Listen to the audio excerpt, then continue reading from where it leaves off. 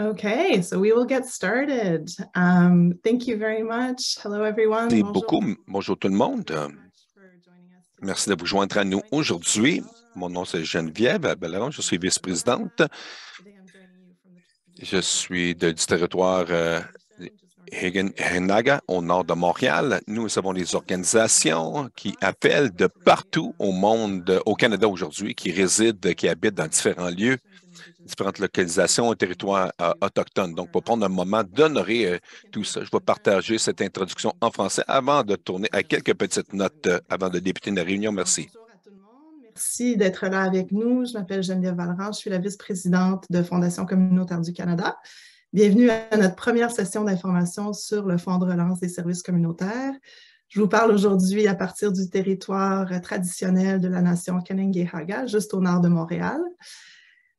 Nous sommes ravis d'être là avec vous. On a, je pense, presque 2000 personnes sur la ligne et très heureux d'accueillir des organismes travaillant d'un bout du pays à l'autre. Quelques petits points administratifs avant de commencer. So this session today is available in English and French, as well Cette as... session est disponible en français et en anglais. En LSQ, ASL, vous pouvez voir nos interprètes là qui sont sur l'écran avec nous. Pour accès au français, à l'interprétation anglais ou français, vous devez cliquer vers le bas de votre écran Zoom et cliquer sur le petit globe et sélectionner la langue de préférence. Si vous cliquez sur globe, vous allez pouvoir changer entre l'anglais et le français.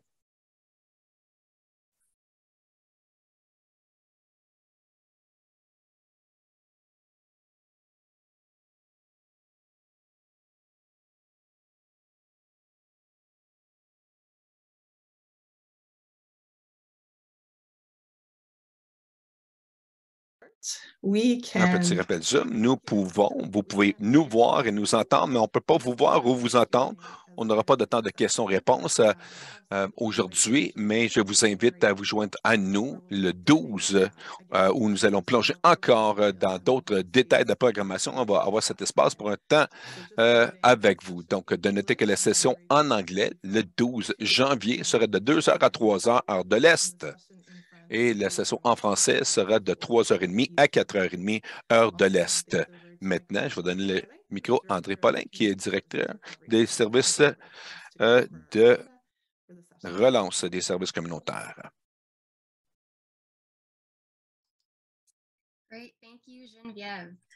Merci, Geneviève. Donc, en plus de ceci, vous allez entendre aussi nos collègues, Betsy Kelly, directrice à United Way. On va voir le fonds de recouvrement. Nous allons un programme concentré sur quel est le fonds et on va parler au travers du programme qui va inclure l'application, quand l'application va recommencer et quand le projet va commencer. Ensuite, on va aller quelles organisations qui sont disponibles pour appliquer sur le fonds. Et ensuite, on va passer au travers du site web et différents webinaires. On va vous montrer comment mieux naviguer le site web. Ensuite, on va faire les FAQ qu'on a montés avec des prochaines étapes pour que vous puissiez savoir. Explorer ce programme en plus de détails avec vous aujourd'hui. Nous allons commencer par un aperçu général. Le Fonds de relance des services communautaires est un investissement unique de 400 millions de dollars du gouvernement du Canada qui vise à aider les organismes de bienfaisance et les organismes sans but lucratif à s'adapter dans un contexte de relance post-pandémique. Plus que jamais, ces organismes jouent un rôle de premier plan pour offrir des solutions aux problèmes sociaux persistants et complexes qui affectent les Canadiens et les Canadiennes. Le financement du Fonds de relance des services communautaires n'est pas destiné aux activités ou aux programmes déjà en cours, mais plutôt aux besoins internes d'adaptation et de modernisation des organismes. Le Fonds acceptera les demandes des organismes de services communautaires, ce qui inclut les organismes sans but lucratif, les organismes de bienfaisance enregistrés et les corps dirigeants autochtones basés au Canada qui fournissent des services aux communautés canadiennes.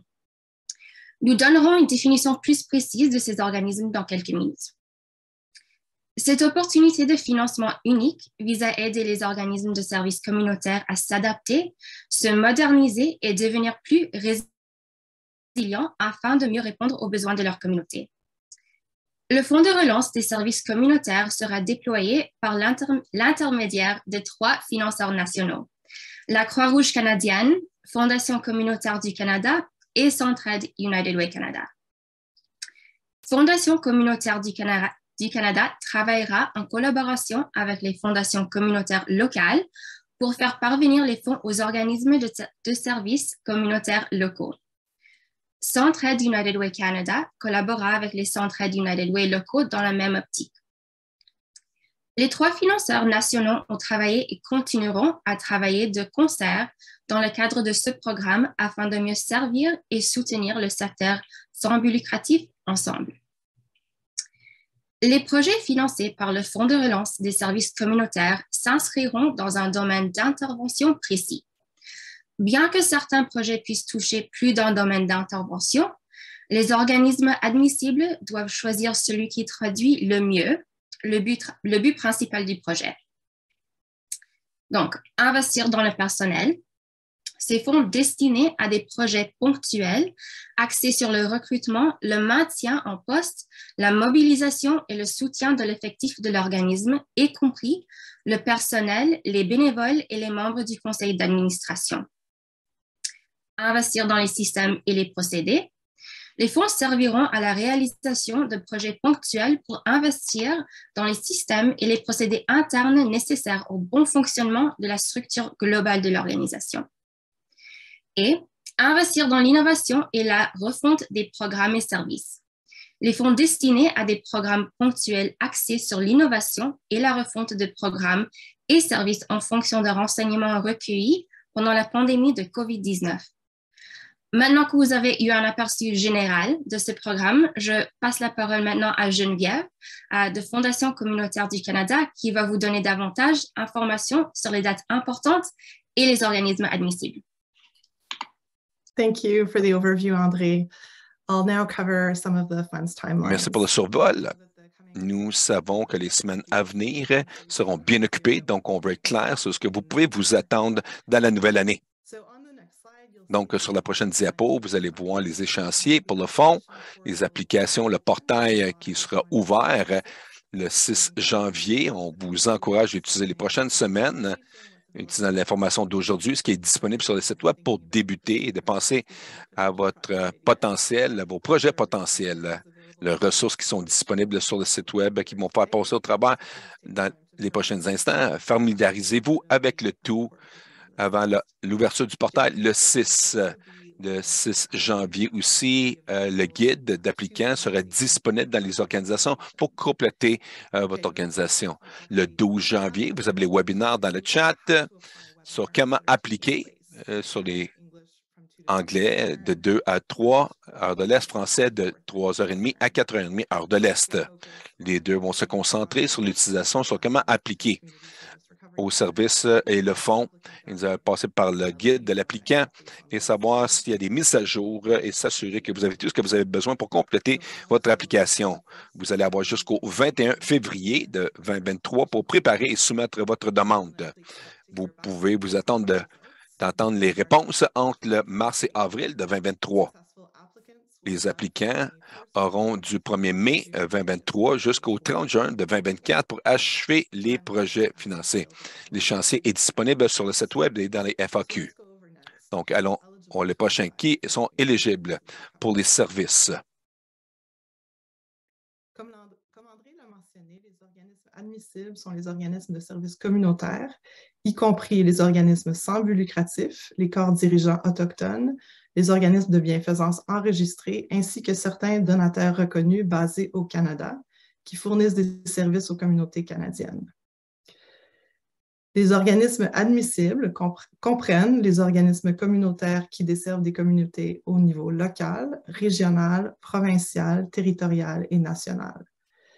Cela signifie que le processus de demande sera adapté à la zone desservie et qu'un processus spécifique de demande sera mis en place pour les demandes locales. Lorsque vous soumettez une demande en vue d'obtenir du financement, vous aurez la possibilité de choisir entre le volet local ou national. Sur cette diapositive, vous trouverez de plus ample information sur ces organismes. Donc, qu'est-ce qu'on entend par les définitions? Un organisme sans but lucratif, donc association, club et sociétés incorporées ou non incorporées, qui ne sont pas des organismes de bienfaisance enregistrés ou des individus, mais qui sont constitués et exploités exclusivement à des fins de bien-être collectif, d'amélioration locale, de divertissement, de loisirs ou toute autre fin non lucrative. Des corps dirigeants autochtones, donc corps dirigeants autochtones qui ne sont pas des donataires reconnus ou des organismes sans but lucratif enregistrés, par exemple, bandes de Premières Nations, établissements métis, associations et gouvernements inuits. Organismes de bienfaisance enregistrés et certains donataires reconnus. Donc ici, on parle d'organismes de bienfaisance et autres donataires reconnus enregistrés auprès de l'Agence de revenus du Canada. Le site Web sera mis à jour et contiendra plus d'informations sur les dépenses, les activités et les organismes admissibles à partir du 6 janvier 2023. Je passe maintenant la parole à Betty qui va passer en revue le site Web avec vous. Merci beaucoup, Geneviève. Nous allons maintenant parcourir le site Web du Fonds de relance des services communautaires. Vous y trouverez des ressources, des liens d'inscription au webinaire et une foire aux questions qui vous sera certainement utile. De plus, ce site vous permettra également d'avoir accès au portail de demande à partir du 6 janvier.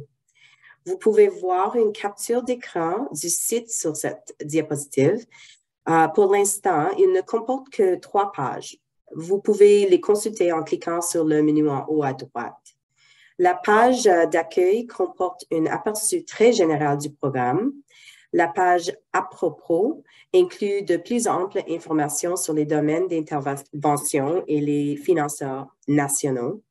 Sur la page des ressources, vous trouverez de la documentation utile, notamment une foire aux questions, un lien d'inscription au webinaire du 12 janvier et un questionnaire interactif. Le questionnaire interactif comporte 3 questions simples qui vous permettront de déterminer si vous devez revenir sur le site à partir du 6 janvier pour en savoir plus. Nous actualiserons le site le 6 janvier 2023. Voici ce qui sera ajouté à cette date. Guide de préparation de la demande, page des ressources, comprenant notamment un aperçu détaillé du programme, la description des dépenses, des organismes et des activités admissibles, ainsi que la marche à suivre pour soumettre une demande.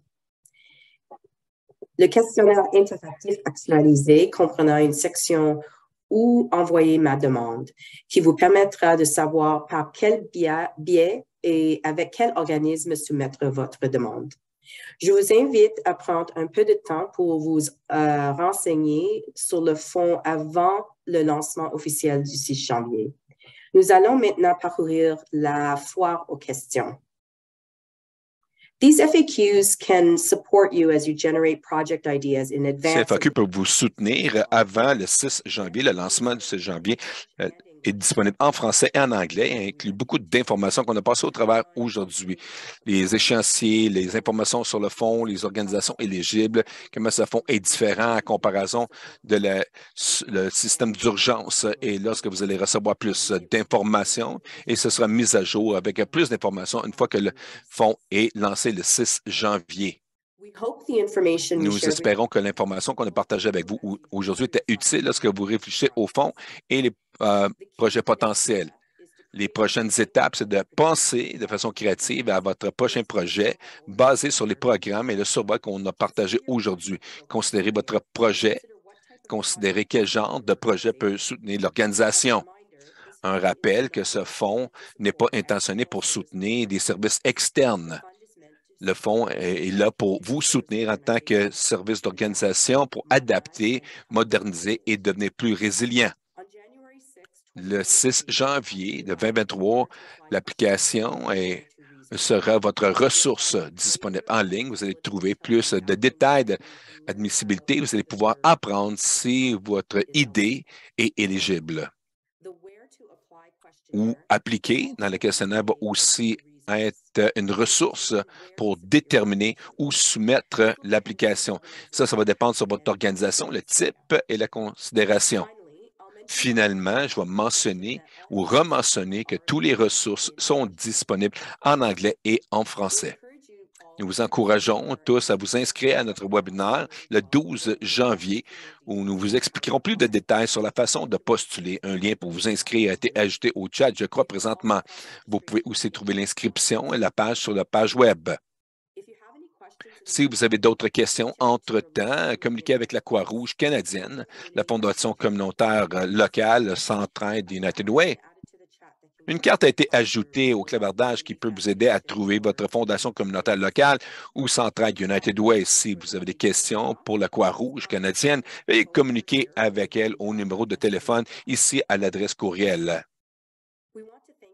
On veut tous vous remercier de vous être joints à nous aujourd'hui. On a hâte de se connecter avec vous le 12 janvier où nous allons avoir une session ouverte. On vous souhaite tous une belle saison estivale et merci pour tout ce que vous faites dans la communauté à tous les jours.